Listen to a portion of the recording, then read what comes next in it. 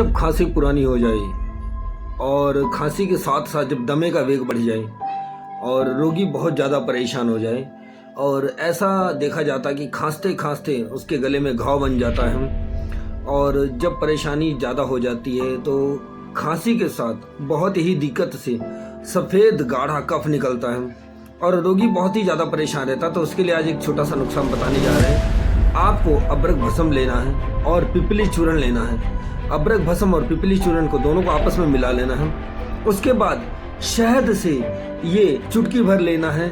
इससे क्या होगा, आपकी जो खांसी जो पुरानी और दमे का वेग है बिल्कुल हट जाएगा और खांसी धीरे धीरे मिट जाएगी और जो फेफड़े हैं जो कमज़ोर हो जाते हैं ये भी बिल्कुल सही हो जाएंगे, दुरुस्त हो जाएंगे। ये नुस्खा जरूर आजमाइए, पंसारी का मिल जाता है। आज ही इसको आप उपयोग करें। जय श्री राम, जय श्री राम।